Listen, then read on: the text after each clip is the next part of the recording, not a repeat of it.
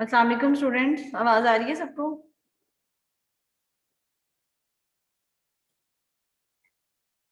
आप सबके पास meeting link पहुंच गया था, जूम लिंक मुझे मैंने एलएमएस पे अपलोड किया हुआ है।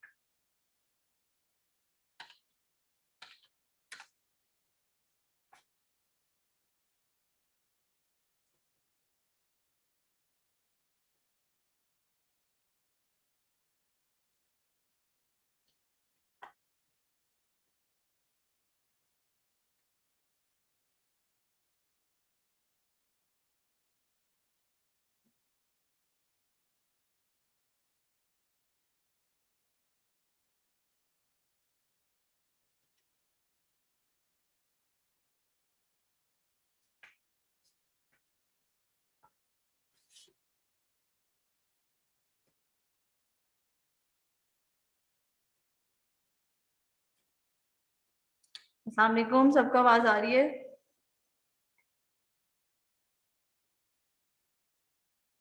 Yes yes ma'am. मैम आ रही है। स्टूडेंट्स, आज स्ट्रेंथ इतनी कम क्यों है? आपको जूम का लिंक मिल गया था ना एलएमएस से? कोई मसला तो नहीं था उसमें? नो मैम मिल गया था। ओके, हमारा प्रीवियस लेक्चर था about gout, pseudo gout and SLE. आप लोगों ने वो पढ़ा था डेविडसन से या नहीं? आज मैंने एक और बुक का आपको लिंक सेंड किया है, आपने चेक किया है?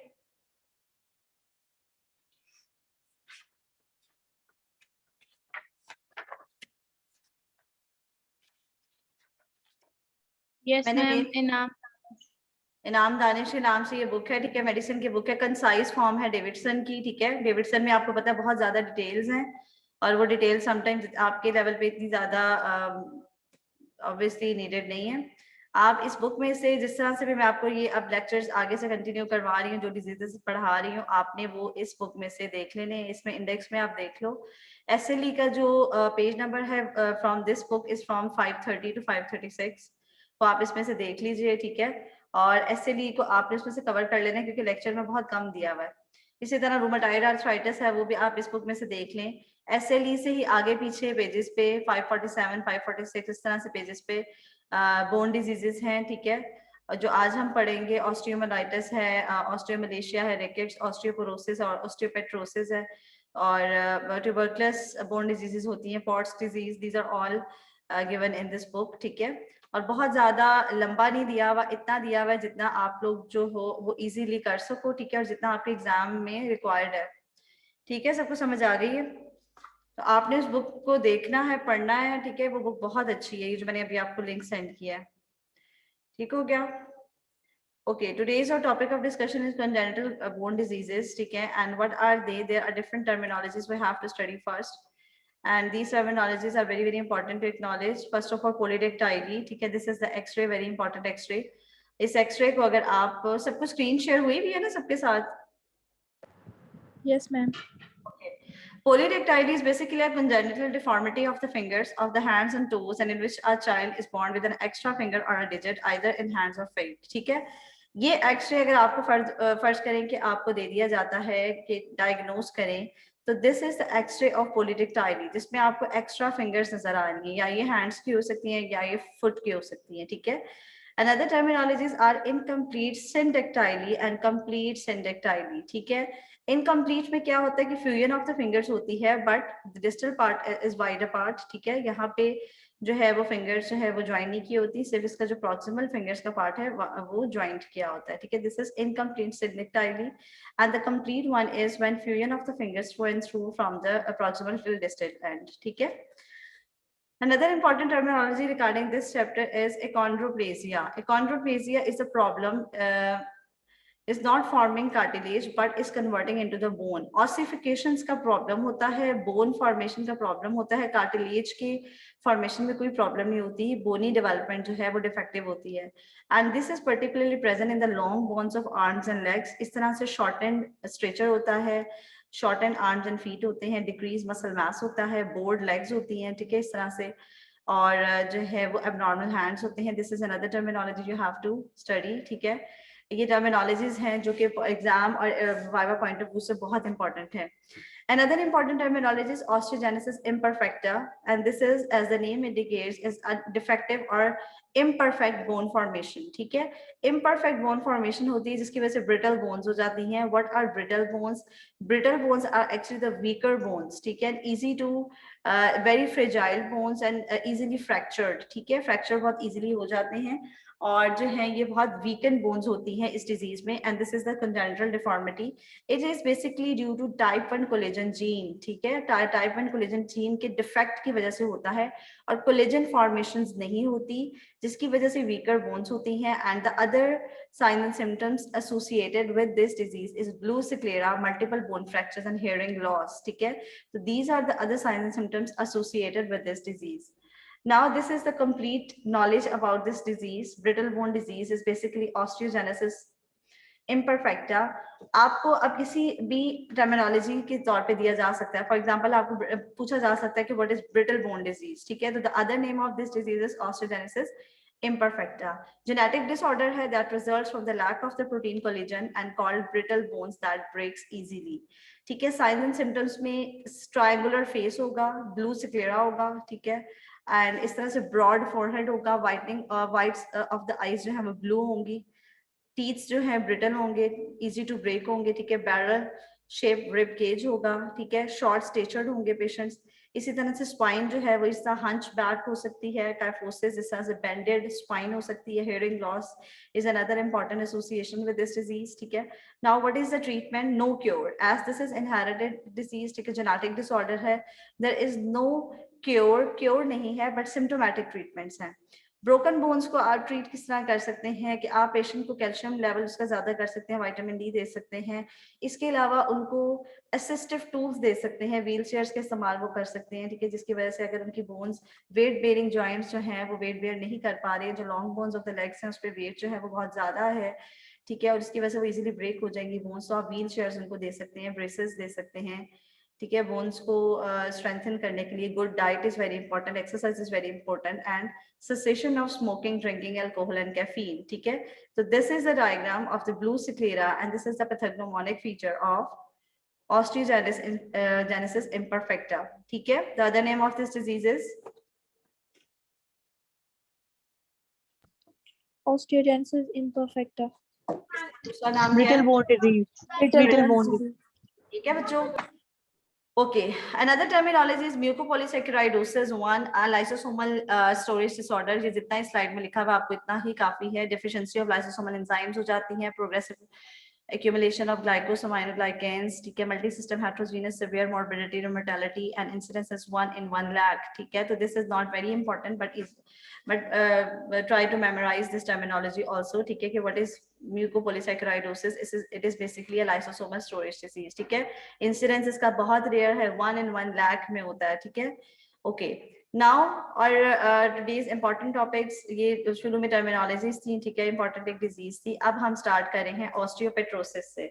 Now this is the terminology osteopetrosis. इसको आपने osteoporosis गलती से नहीं पढ़ लेना. अगर एग्जाम में आपको आ जाता है, वाइवा में पूछा जा सकता है, कहीं पे लिखा हुआ आपको दे दिया जाता है, तो इस टर्मिनोलॉजी को पहले आप गौर से देख लें. This is not osteoporosis, this is osteopetrosis. ठीक है, ऑस्टियोपेट्रोसिस क्या होता है? When there is excessive bone formation. Excessive bone formation का ये मतलब नहीं है कि बोन जो है वो अपनी ही जो एक आउटलाइन है उससे बाहर ग्रो करना शुरू कर देती है, ऐसा नहीं होता. बेसिकली बोन के अंदर ऑस्टियोब्लास्टिक एक्टिविटी तो होती है, बट ऑस्टियोक्लास्टिक एक्टिविटी जो होती है वो डिफेक्टिव हो जाती है. मीन्स कि आपको पता है कि एक बैलेंस मेंटेन किया हुआ है नेचर ने. ठीक है, वो ये बैलेंस है कि जितने ऑस्टियोब्लास्ट जो है बोन बना रहे हैं और उसी हिसाब से ऑस्टियोक्लास्टिक एक्टिविटी से बोन जो है रिजॉल्व हो जाती है, जिसकी वजह से एक होम्योस्टेसिस जो है बॉडी में बोन्स का मेंटेन रहता है. इसमें इस डिजीज में क्या होता है? Inherited defect in osteoclastic resorption. Osteoclast की जब रिजॉर्प्शन डिफेक्टिव हो जाएगी, बोन जो है उसको ऑस्टियोक्लास्ट उसको उसकी रिजॉर्प्शन नहीं करेंगे, उसकी आप ये समझ लो कि ब्रेक डाउन नहीं करेंगे, तो क्या होगा, एक्सेसिव बोन बनती रहेगी और बोन्स बहुत डेंस हो जाएंगी। इस डिजीज में बोन्स को कहा जाता है मार्बल बोन्स, जिस तरह एक मार्बल होता है और वो बहुत थिक होता है और एक्सरे पे बहुत वाइटिश नजर आती है बिकॉज बोन की फॉर्मेशन हो रही है, लेकिन उसकी जो ऑस्टियोक्लास्ट की रिजॉर्प्टिव प्रॉपर्टी है वो डिफेक्टिव हो गई है। ठीक है, इसमें कार्बोनिक एनहाइड्रेज एंजाइम की डेफिशिएंसी बेसिकली हो जाती है which leads to decrease acids, ठीक है, in the osteoclastic pits. Osteoclast के जो पिट्स होते हैं उसमें एसिड की डेफिशिएंसी हो जाती है due to deficiency of this enzymes, and that this can lead to marble bones, abnormal thick heavy bones and sclerotic bones। ठीक है, what are the signs and symptoms of this disease? easy bone fractures हो जाते हैं इसमें भी, क्योंकि bones की वो कैपेसिटी नहीं होती जो एक नॉर्मल बोन की होती है। ठीक है, एक एबनॉर्मल से इक्विलिब्रियम मेंटेन हो जाता है between osteoblastic and osteoclastic activity. ठीक है, anaemia, thrombocytopenia, leukopenia because bone marrows affect हुए हैं। ठीक है, बोन मैरो में ऑब्वियसली जो सेल्स हैं वो प्रॉपर्ली फंक्शन नहीं कर रहे, तो ये बोन मैरो से आपको पता है आरबीसीज और डब्ल्यूबीसीज प्लेटलेट्स बनते हैं, तो ये भी डिफेक्टिव इनकी भी प्रोडक्शन होगी। ठीक है, ड्यू टू दिस डिजीज, और ये सब आपको साइन एंड सिम्टम्स मिलेंगे। Vision and hearing impairment is another associated factor. ठीक है, रीनल ट्यूबुलर एसिडोसिस होती है।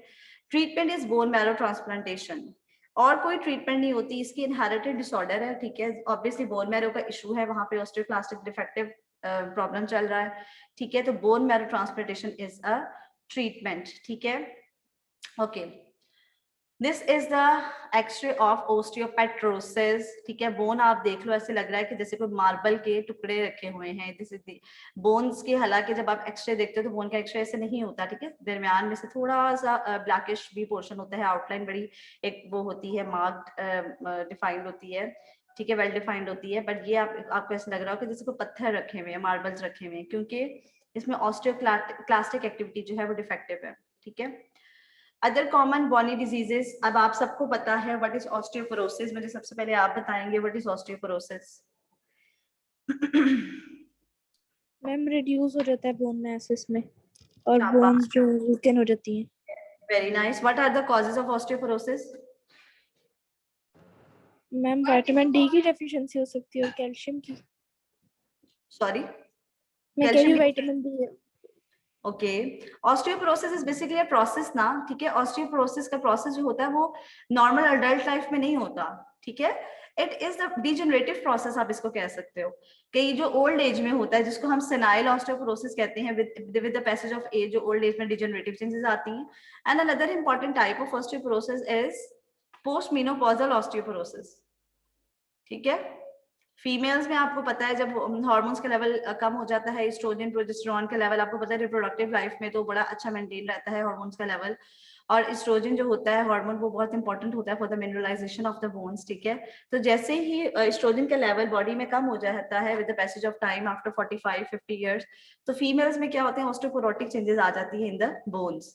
ठीक है, तो अगर टाइप्स देखी जाए तो ऑस्टियोपोरोसिस के दो टाइप्स हैं, एक सेनाइल है और एक पोस्ट मेनोपॉजल ऑस्टियोपोरोसिस है। ठीक है, okay, osteoporosis is basically characterized by reduced bone mass and increased risk of fractures। ठीक है, पीक एज जो बोन मास की होती है ना, वो होती है between the age of 25 to 35, then slowly decline आता है बोन मास में, density of the bones decrease हो जाती है, डीमिनरलाइजेशन स्टार्ट हो जाती है बोन्स की, डीकैल्सिफिकेशन स्टार्ट हो जाती है। ठीक है, और once osteoporosis started it is an accelerated bone loss. ठीक है, एक्सेलरेटेड प्रोसेस होता है ये।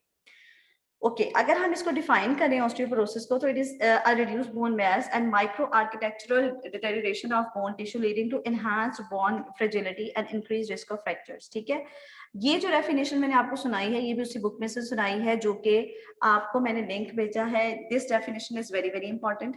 ठीक है, what is basically the effect of osteoporosis? It is basically when there is deficient in quantity, quality and structural integrity of the bones। ठीक है, bones की क्वालिटी कम हो जाती है, क्वालिटी कम हो जाती है और उसकी जो स्ट्रक्चरल इंटेग्रिटी है वो भी रिड्यूस हो जाती है, डेफिशिएंट हो जाती है। ठीक है, तो this is osteoporosis, very very important topic.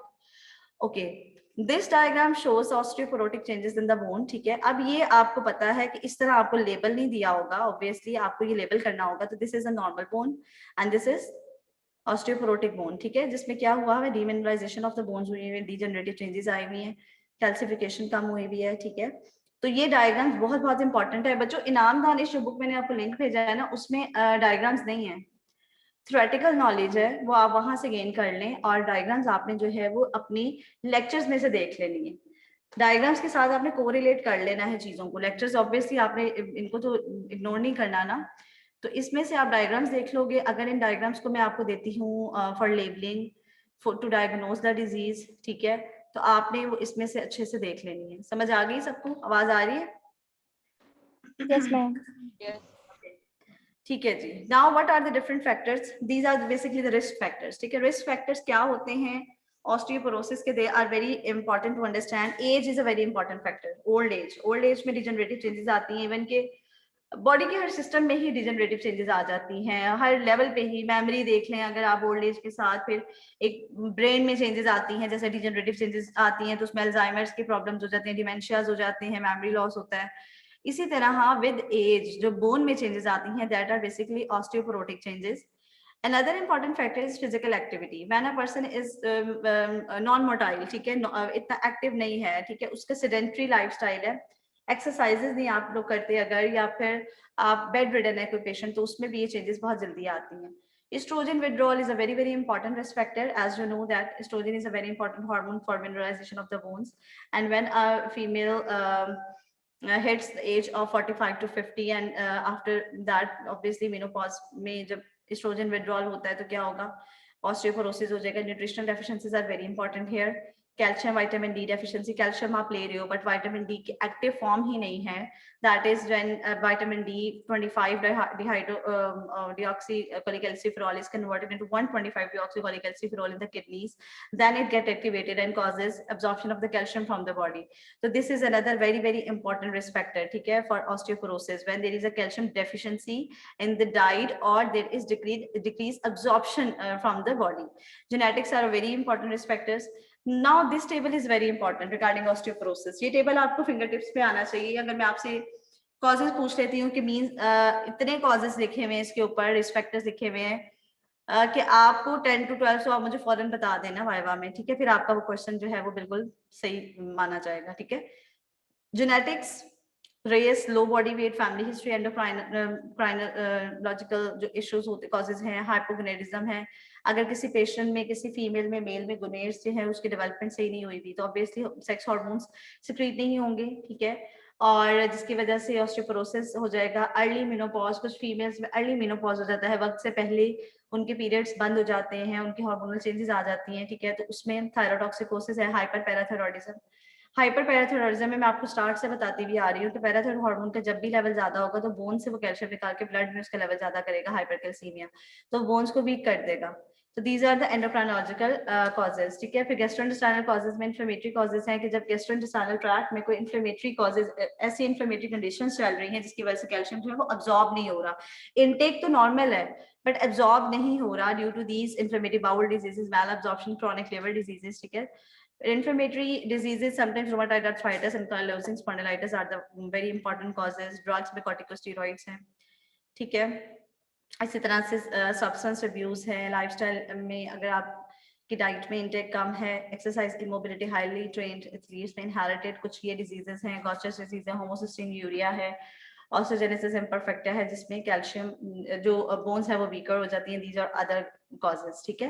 तो these causes are very very important to memorize. Another important mnemonic for risk factor of osteoporosis are alcohol use, corticosteroid use, calcium low, estrogen low, smoking and sedentary lifestyle, ठीक है। तो these are very very important risk factors for osteoporosis, ठीक है। समझ आ गई बच्चों? मैंने आपको यहाँ पे एक चीज ऐड कर दी है, there are two types of osteoporosis, एक पोस्ट मेनोपॉजल है और एक सेनाइल ऑस्टियोपोरोसिस है, ठीक है, और causes are there, ठीक है, causes are very very important, ठीक है। मैम जो आपने सेकंड टाइप बताई है वो कौन सी है? सॉरी मैम जो आपने second type post menopausal osteoporosis and the second type is senile osteoporosis, SENILE, that is the osteoporosis of the old age. With age जो osteoporosis का प्रोसेस होता है ना, डिजेनरेटिव चेंजेस आती हैं। पोस्ट मेनोपॉजल तो फीमेल्स में होंगी ना जस्ट, ठीक है, तो मेल्स में भी तो with the passage of time age जब जैसी ज्यादा होती है तो आ जाती है ना, ऑस्टियोपोरोसिस का प्रोसेस स्टार्ट हो जाता है, दैट इज सेनाइल ऑस्टियोपोरोसिस, ठीक है। समझ आ गई है? ओल्ड एज में डिजेनरेटिव Yes, चेंजेस ma'am. आती हैं। ओके जी, दिस इज अनदर डायग्राम, ठीक है, and this is a very important diagram. इससे आप बहुत इजीली डायग्नोज कर लेते हो ऑस्टियोपोरोसिस को, ठीक है, कि किस तरह से जो है वो बोन्स जो है वो वीकर हो जाती हैं, ठीक है, इस तरह से जो है वो स्पेसेस बन जाती हैं बोन्स के दरमियान में, ठीक है। ओके जी, दिस इज द डायग्राम। अगर मैं इसका लेबल हटा दूं तो this is femur, normal femur, and these are the osteoporotic changes in the bone, ठीक है। मोस्टली एसिम्प्टोमेटिक होता है ऑस्टियोपोरोसिस, कुछ भी नहीं कहता। आपने देखा होगा कि ओल्ड एज में पेशेंट्स में ऑस्टियोपोरोसिस हो रहा होता है, बट पेशेंट एसिम्प्टोमेटिक होते हैं। वो तब आपको पता चलता है ऑस्टियोपोरोसिस, आप डायग्नोस करते हो जब आप बोन डेंसिटोमेट्री करवाते हो।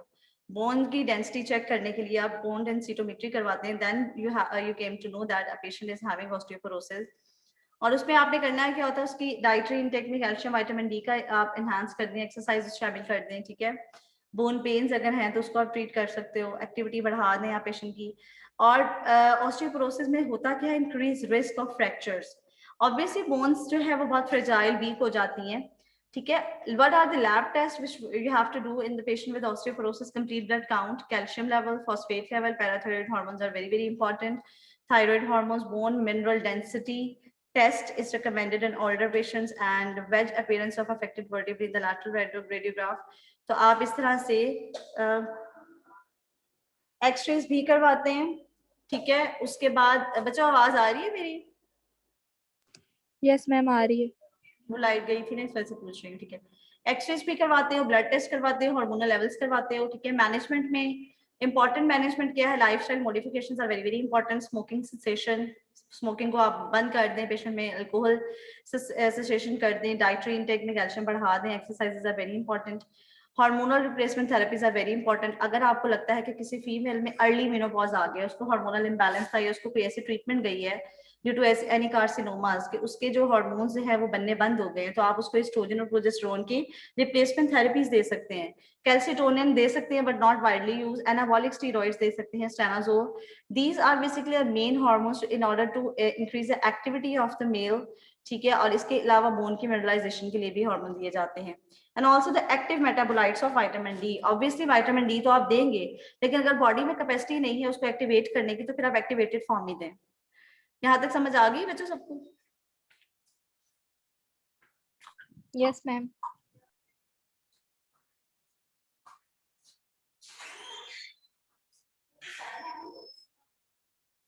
फैन कर दे, एसी कर दे।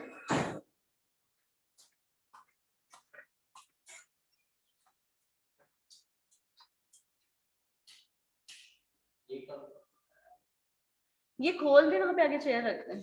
Thank you. Okay, now the next disease is Paget's disease.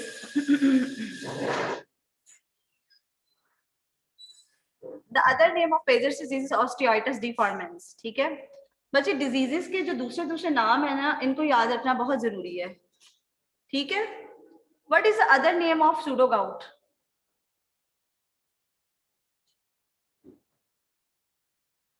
ठीक है बच्चों, what is the other name of pseudo gout?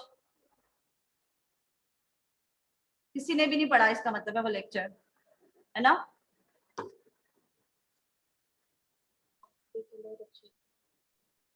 कॉन्ड्रोकैल्सिनोसिस। कॉन्ड्रोकैल्किनोसिस, ठीक है, ठीक है। अदर नेम अगर याद नहीं होगा तो डिजीज का पता नहीं चलेगा। एग्जामिनर कभी भी वाइवा में आपको बार बार हिंट्स नहीं देता या दूसरा नाम नहीं बताता, जो नाम उसने बता दिया आपको उसको आंसर करना होता है। जैसे अगर मैंने इस डिजीज को कह दिया कि what is osteitis deformans, you have to tell me that what is Paget's disease, ठीक है, यही उसका अदर नाम है, ठीक है। आप वहां पे ये पूछ रहे होते हो कि आप इसका हिंट दे दें या मुझे आता है, अगर आप इसका कोई दूसरा नाम बता दें तो मैं आपको फौरन बता दूं। तो आपको दूसरा दूसरा नाम भी एक्नॉलेज करना है ताकि आप उस वक्त आपका सवाल जो है वो ड्रॉप ना हो, ठीक है। What is Paget's disease? It is basically characterized by one or more bony lesions having low, high bone turnover and disorganized osteoid formation. Involved bone becomes vascular, weak and deformed. ठीक है। Basically pagers disease में होता क्या है कि osteoclastic activity बढ़ जाती है, ठीक है, एज कंपेयर टू कौन सी डिजीज पड़ी है जिसमें ऑस्टियोक्लास्टिक एक्टिविटी कम हो जाती थी? मार्बल बोन डिजीज कौन सी है? Ma'am, osteopetrosis. ठीक है, ठीक है। इसमें पेजर डिजीज में बेसिकली क्या होता है कि जो ऑस्टियोक्लास्टिक एक्टिविटी होती है वो बढ़ जाती है, ठीक है, हाई बोन टर्नओवर हो जाता है and disorganised osteoid formation. Osteoid formation या ऑस्टियोब्लास्ट एक्टिविटी होती तो है बट वो डिसऑर्गेनाइज्ड होती है, बट बेसिक जो मेन प्रॉब्लम होता है वो क्या होता है कि ऑस्टियोक्लास्टिक एक्टिविटी ज्यादा हो जाती है। Increase and disorganised bone resorption and bone formation uncommon before the age of 40 years, small bones get affected rarely, means this is the disease of the larger bones। very important to memorize कौन से bones हैं, वो कौन सी common sites हैं जहां पे pager disease जो है वो मोस्टली इफेक्ट करता है। वो है pelvis, femur, tibia, lumbar spine, skull and scapula. These are basically the important sites of पेजर डिजीज। स्मॉलर बोन्स जो है वो अफेक्ट नहीं होती, लेस देन 40 years में ये डिजीज नहीं होती। ये डिजीज जो है वो क्या है, व्हेन देयर इज इंक्रीज और disorganised bone resorption and bone formation, यानी कि ऑर्गेनाइज जो एक ऑर्गेनाइज्ड वे में ऑस्टियोब्लास्ट बोन बना रहे हैं और ऑस्टियोक्लास्ट उनकी रिजॉर्प्शन कर रहे हैं, वो डिसऑर्गेनाइज्ड हो जाती है। वहां पे ऑस्टियोब्लास्ट नॉर्मली बना नहीं रहे और ऑस्टियोक्लास्ट जो है वो वक्त से पहले रिजॉर्प्शन ऑफ द बोन कर रहे हैं। तो इस डिसऑर्गेनाइज्ड जो पूरा एक पैटर्न है उसको हमने क्या कहा है कि दिस इज पेजर्स डिजीज। ठीक है, लार्जर और बिगर बोन्स ज्यादा इन्वॉल्व होती हैं इसमें, ठीक है, और उसमें पेल्विस है, फीमर है, टिबिया है, स्कैपुला है, लंबर स्पाइन एंड स्कल। ठीक है, ओके। मैट्रिक्स मैडनेस हो जाती है, osteoblast osteoclast goes wild. 3 phases होती हैं, increase osteoclastic resorption, increase hectic bone marrow, hectic bone formation. Means कि ऑस्टियोक्लास्ट इतनी ज्यादा बोन को रिजॉर्प्शन कर देते हैं और बोन को आप ये समझो खत्म कर देते हैं, स्क्लेरोटिक चेंजेस ले आते हैं कि जो बोन फॉर्मेशन होती है वो हेक्टिक हो जाती है, डिसऑर्गेनाइज्ड हो जाती है, एक प्रॉपर वे में प्रॉपर जो है वो आप भी समझो कि एक बैलेंस नहीं रहता। ठीक है, बोन फॉर्मेशन जो है वो इस तरह से नहीं होती और जो रिजॉर्प्शन हो रही होती है, उसकी ब्रेकडाउन हो रही होती है, ऑस्टियोक्लास्ट वो ज्यादा कर रहे होते हैं। ठीक है, जब ब्रेकडाउन ज्यादा होगी तो एलिवेटेड अल्कलाइन फॉस्फेटेज होता है, बोन से निकलता है, ऑस्टियोक्लास्टिक एक्टिविटी ज्यादा होने की वजह से होता है। और हम जब डायग्नोस करते हैं पेजर डिजीज को तो हम ये लेवल ही करवाते हैं, एलिवेटेड अल्कलाइन फॉस्फेटेज लेवल करवाते हैं। और this alkaline phosphatase level is basically bone specific alkaline phosphatase level. ठीक है, this is bone specific alkaline phosphatase level. ठीक है,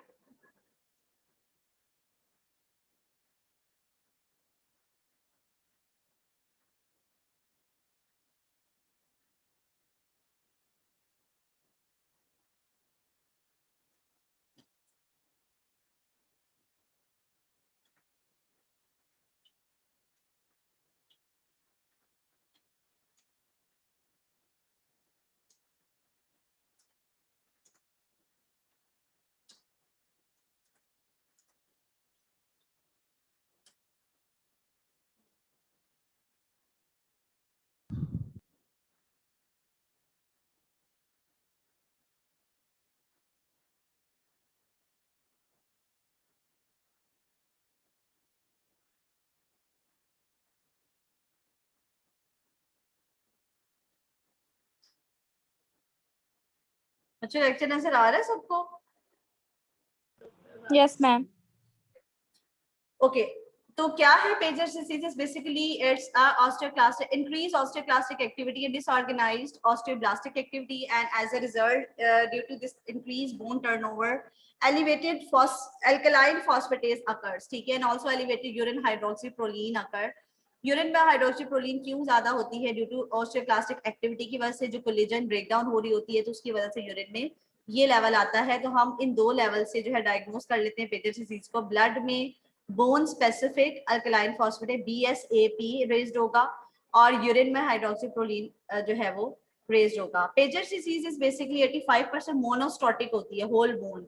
85% ये एक ही बोन में 85% जो है एक ही बोन को अफेक्ट कर लेती है, या फिर पोलियोस्टोटिक होगी, डिफरेंट बोन्स को करेगी और 15% जो है वो बोन जो है वो इस तरह अफेक्ट हो जाएगी। ठीक है, माइक्रो फ्रैक्चर्स डेवलप हो जाते हैं, क्लिनिकली पेन होती है इस डिजीज में। ठीक है, this is the non lamellar bone. ठीक है, इस तरह से जो है वो लेग्स जो है उनमें इस तरह से डिफॉर्मिटीज आ जाती हैं। Now what are the curves of Paget's disease? Very very important. ठीक है, फ्रंटल बॉसिंग हो जाती है, डेफनेस, kyphosis, broad legs हैं, bone pain and elevated alkaline phosphatase levels. These are basically the curves of Paget's disease. Paget's disease में इस तरह से frontal bossing हो जाती है, deafness is a very important associated factor, kyphosis, ठीक है, पीछे से जो स्पाइन है वो बेंडेड हो जाती है, बोर्ड लेग्स होती हैं, bone pen and elevated alkaline phosphatase levels. Now, what are the clinical features? Bone deformities, pain and pathological fractures. And the treatment is painful conditions को रोकने के लिए आपको पता पेन किलर्स दिए जाएंगे, वेट बेयरिंग जॉइंट्स में जो है वो आपने हैवी वेट लिफ्टिंग कम करवानी है, वो ड्रग्स दी जाती हैं जो इनहिबिट करें ऑस्टियोक्लास्टिक एक्टिविटी को, drugs to reduce bone formation and bisphosphonates are the treatment, ठीक है। This is all about Paget's disease. अभी तक हमने क्या क्या कवर किया, कौन बच्चा बताएगा मुझे क्या क्या पढ़ा अभी तक? मैम हमने ऑस्टियोपेट्रोसिस पढ़ा है, ऑस्टियोपोरोसिस पढ़ा है और पेजेट डिजीज पढ़ी है। ठीक है,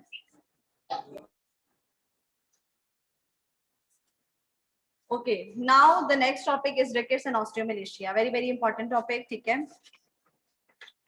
बेसिकली दोनों को इकट्ठा क्यों लिखा हुआ है, बेसिकली ये एक ही तरह का मेटाबॉलिक डिसऑर्डर है, सिर्फ डिफरेंस ये है कि rickets is present in the children and osteomalacia is the disease of the adults, ठीक है। मेटाबॉलिक बोन डिजीज है, characterised by increase amount of unmineralised osteoid and decrease rate of bone formation. Osteoid जो है वो नहीं बनता, bone formation कम होती है, और अनमिनरलाइज्ड बोन्स होती हैं, इनमें प्रॉब्लम होता है deficiency of calcium and vitamin D का। How we differ rickets from osteomalacia? Rickets are basically develops in the children before epiphyseal closure of the long bones, ठीक है। और उसमें क्या होता है, होता दोनों में ही डेफिशिएंसी ऑफ कैल्शियम और विटामिन डी है। और जब अगर ये बच्चों में अगर बच्चों में जब एपिफिजियल क्लोजर नहीं हुई लॉन्ग बोन्स की, तब कैल्शियम और विटामिन डी की डेफिशिएंसी हो जाएगी, तो ऑब्वियसली उनकी जो बोन्स है वो ग्रो नहीं करेंगी, बच्चे शॉर्ट स्टेचर होंगे, ठीक है, डिफॉर्मिटीज होंगी लेग्स में, लेग्स टेढ़ी होंगी, ठीक है, और वो जो है ना डिफॉर्म्ड होंगी, और बच्चा जो है वो ग्रो प्रॉपर्ली नहीं कर सकेगा। अडल्ट्स में जब ये प्रॉब्लम्स आते हैं तो अडल्ट्स में क्या होते हैं, बोन की पेन स्टार्ट हो जाती है due to decrease calcium and vitamin D, bone weaknesses हो जाती हैं, पैथोलॉजिकल फ्रैक्चर्स हो जाते हैं, ठीक है। तो विटामिन डी और कैल्शियम की डेफिशिएंसी या तो डाइटरी इनटेक पेशेंट नहीं ले रहा, या लॉस कैल्शियम का ज्यादा हो रहा है बोन से ड्यू टू हाइपरपैराथायरॉयडिज्म, या क्या है कि पेशेंट की जो अंदर विटामिन डी है उसका जो एक्टिव फॉर्म है 25 डीऑक्सीकोलिकैल्सिफेरॉल, जो कि इनएक्टिव फॉर्म है ये, और जिससे एक्टिव होना है 125 डीऑक्सीकोलिकैल्सिफेरॉल कैल्शियम विटामिन डी में, और जिससे एब्जॉर्प्शन करवानी है कैल्शियम की, या तो उसमें डिफेक्ट है कि एक्टिवेशन ऑफ विटामिन डी नहीं हो रही, और this activation occurs in the kidneys, means कि कोई रीनल इश्यूज हैं, ठीक है, और जिसकी वजह से बॉडी में कैल्शियम और विटामिन डी की कमी है। देखो विटामिन डी तो होगा, अगर एक्टिव नहीं होगा तो वो उसकी कमी ही है, क्योंकि वो एक्टिव फॉर्म में आके अपना जो रोल प्ले नहीं कर रहा, ठीक है। तो these are all the causes behind this rickets and osteomalacia. Inflammatory GIT diseases हैं जिसमें कैल्शियम अब्सॉर्ब नहीं हो रहा, बहुत सारे कॉजेज हैं जिसकी वजह से ये प्रॉब्लम्स हो जाते हैं। तो this is actually the disease. Metabolic bone diseases हैं, सॉफ्टनिंग ऑफ द बोन्स हो जाती हैं, डेफिशिएंसी ऑफ विटामिन डी और calcium, failure of bone mineralization, ठीक है। तो this is the picture of rickets, ठीक है। यहाँ पे एपिफिजियल क्लोजर नहीं हुई बोन की, जिसकी वजह से जो ग्रो करते हुए बोन्स जो है उसमें इस तरह से डिफॉर्मिटीज आ जाती है। अनदर पिक्चर, ठीक है। रिकेट्स में होता क्या है, यहाँ पे जहाँ पे एपिफिजियल क्लोजर भी होनी चाहिए, वहां पे जब बिफोर एज चिल्ड्रंस में ये भी विटामिन डी और कैल्शियम की डेफिशिएंसीज हो गई, तो इस तरह से अंदर हॉलो अपीयर हो गया, यहाँ पे जो है वो बोन जो है प्रॉपर्ली ग्रो नहीं की, और इस तरह बेंडिंग ऑफ द बोन्स हो गई, ठीक है। तो रिकेट्स एंड ऑस्टियोमलेशिया है, डिफेक्टिव मिनरलाइजेशन ऑफ ऑस्टियोइड है, ठीक है, and low vitamin D in the children. Rickets में होता है क्लासिकल क्लिनिकल फाइंडिंग्स में पिजन ब्रेस्ट डिफॉर्मिटी होती है, पिजन चेस्ट होती है, चेस्ट जो है वो आउटवर्ड मूव की होती है, फ्रंटल बॉसिंग होती है, ठीक है। दूसरा ये कि रिकेशिया रोजरिया इज अ कंडीशन जिसमें कोस्टोकॉन्ड्रल जो जंक्शंस होते हैं वहां पे स्वेलिंग्स डेवलप हो जाती हैं, जिस तरह अभी इस बोन में आपने ये स्वेलिंग देखी है, रेडनेस देखी, इन्फ्लेमेशन देखी है। इसी तरह जो कोस्टोकॉन्ड्रल जंक्शंस होते हैं, कार्टिलेज का बोन के साथ जो जंक्शन बनता है रिब्स का, ठीक है, वहां पे इन्फ्लेमेशन डेवलप हो जाती है, स्वेलिंग्स हो जाती है, और एक बीड्स की अपीयरेंस आती है, एक बीडेड से अपीयरेंस आती है, जैसे मोती रखे हुए हैं, स्वेलिंग्स के डॉट्स पड़े हुए हैं, ठीक है। बोइंग ऑफ द लेग्स होती है, ठीक है। तो these are all the features of rickets, ठीक है। ऑस्टियोमलेशिया में विटामिन डी की डेफिशिएंसी होती है, या तो डिक्रीज सन एक्सपोजर है, सन के साथ एक्सपोजर इतना ज्यादा नहीं है, विटामिन डी मिल ही नहीं रहा, पुअर डाइट है, मैल एब्जॉर्प्शन है, रीनल और लिवर डिजीजेस हैं। तो these are all the causes, ठीक है। या लो विटामिन डी एडल्ट्स में results in weak bone with increase risk of fractures and abortive findings में कैल्शियम लेवल ज्यादा होगा बॉडी में, सॉरी कैल्शियम लेवल कम होगा, फॉस्फेट लेवल्स कम होंगे, पैराथायराइड हार्मोन ज्यादा होगा। पैराथायराइड हार्मोन का मैंने आपको बताया कि जब भी ये ज्यादा होगा ये बोन से कैल्शियम को निकाल के ब्लड में शामिल कर देगा। इंक्रीज अल्कलाइन फॉस्फेटेज लेवल हो गया। तो these are all the findings of rickets and osteomalacia. Now these are the 10 important clinical features in rickets, ठीक है।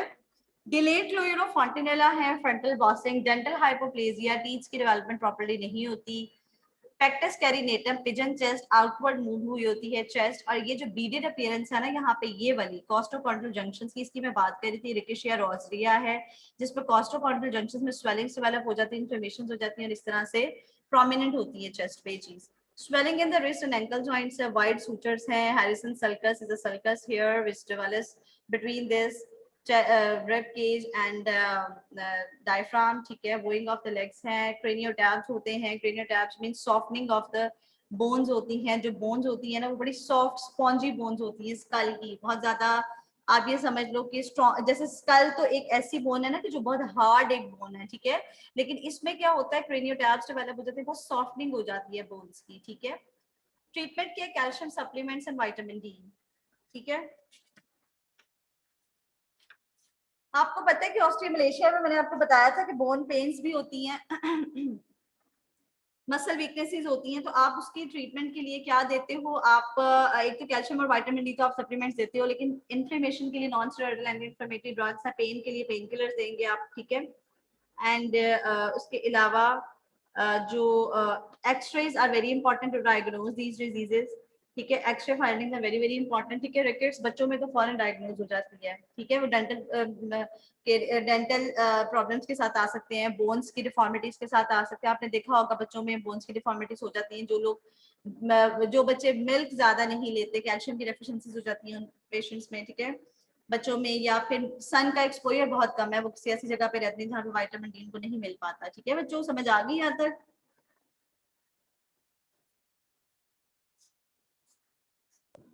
Yes, ma'am.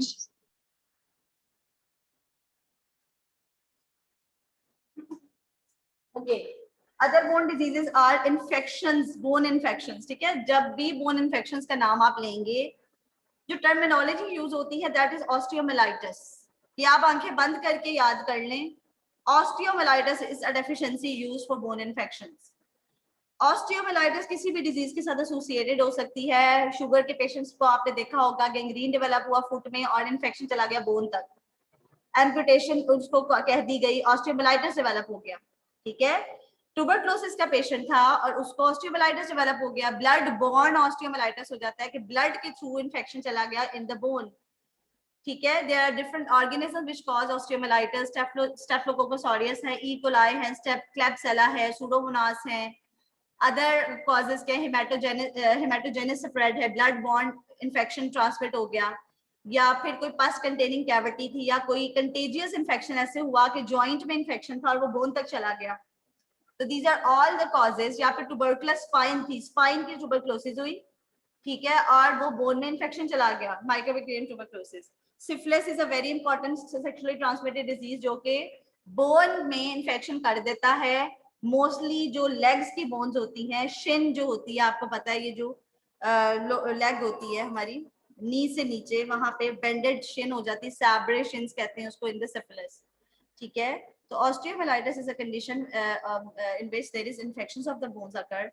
This can be pyogenic due to Staphylococcus aureus, E. coli, Pseudomonas, Klebsiella, and Salmonella. This can be bloodborne through blood transmit in the bones. This can be contagious from the nearby joints. This can be through direct implantation, penetrating injuries during trauma or surgery.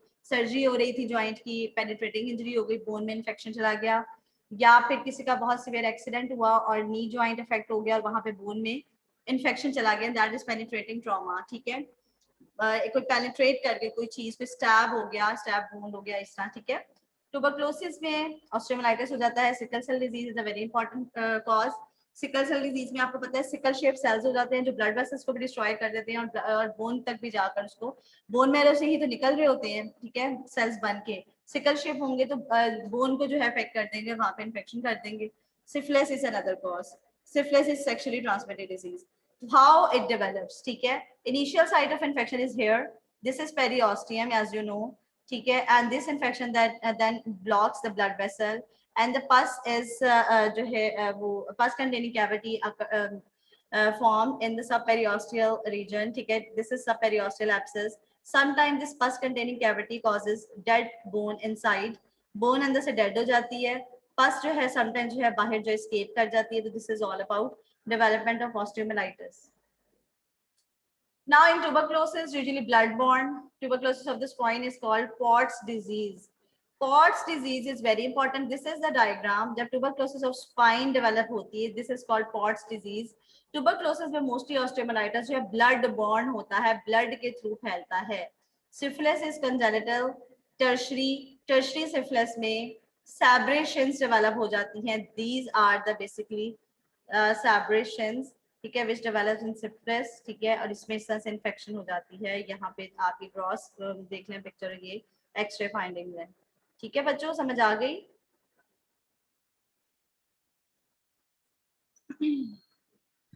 Yes ma'am. Attendance सवाल है अपनी. Amna Naz, Anam Firdous, Present, ma'am. Areej Zafar, present. Atiya Qayyum, present ma'am. Awais Khan, ma'am present. Dua Rafiq, Present, ma'am. Present. Faisal Manzoor, present ma'am. Ghulam Murtaza, present ma'am. Gule Lala, present. Hafsa Hanif, Iqra Bashir, Present, ma'am. स्पा Khalid, Present, ma'am. Javeria Gulmanullah, Present, ma'am. Okay, Javeria Dar, Present. Javeria Atiq, Present. Kiran Firdous, Present, ma'am. Mahnoor Abid, present. Malka Aliya, present. Maryam Naz, Present, ma'am. Mohammad Hamid, Present, ma'am. Mohammad Hasan, present. Ashin Sajid, Present, ma'am. रगद Abdul Rahman, Present, ma'am. Ramish Shaukat, राजिया बतूल, Present, ma'am. Rimsha Rashid, सबा Arshad, Present, ma'am. सहर Saeed, Present, ma'am. सवेरा Nasir, Syeda Bisma Aamir, Present. Syeda Dua Fiza, Takreem Hameed Present, Sirohi, ma'am. Sayyida Hafiza present. Okay, Takreem Hameed Sirohi, Present, ma'am. Tehseen Fatima,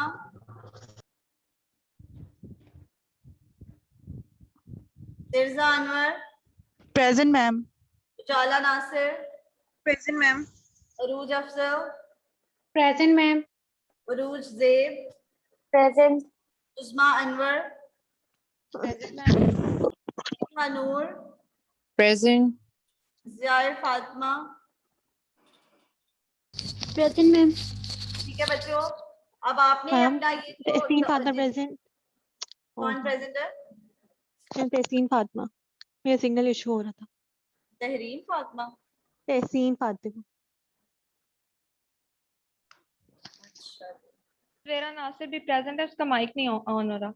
कौन? स्वेरा नासिर. बच्चों आपने ना जो मैंने अब आपको link भी सेंड कर दिया, आपने अपना ये सब्जेक्ट अच्छे से प्रिपेयर कर लेना. मैं कभी भी आपका क्विज रख सकती हूँ. मैम सवेरा असाइनमेंट्स की कोई इतनी ज्यादा परसेंटेज नहीं रखनी. लेबलिंग आ सकती है, अपने आप को प्रिपेयर रखें. वाइवा भी ले सकती हूँ. जी बताएं. मैम सवेरा नासिर.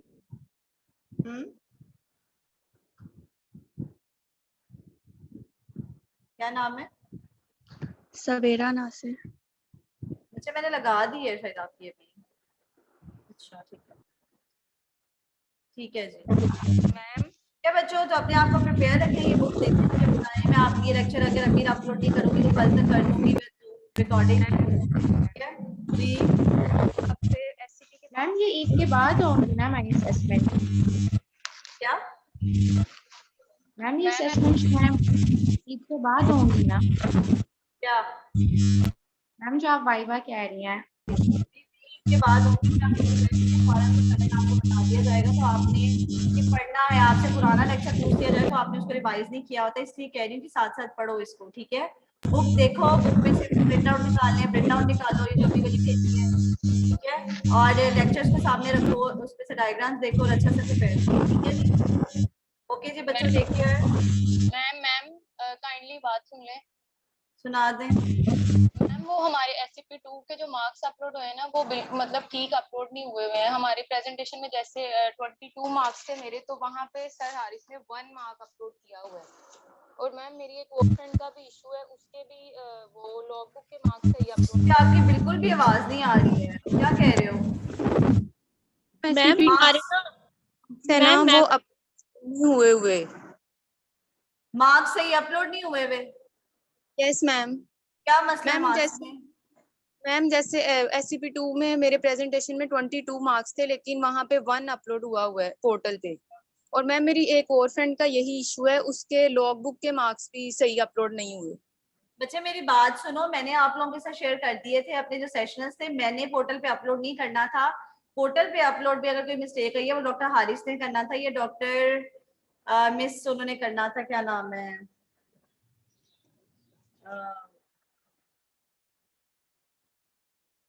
रिदा ने, मिस रिदा ने।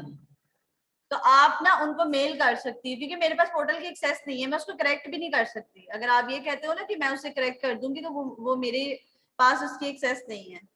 ठीक है, तो आप डॉक्टर हारिस को मेल कर सकते हो। ओके मैम, थैंक ठीक है जी, ओके, टेक केयर, अल्लाह हाफिज।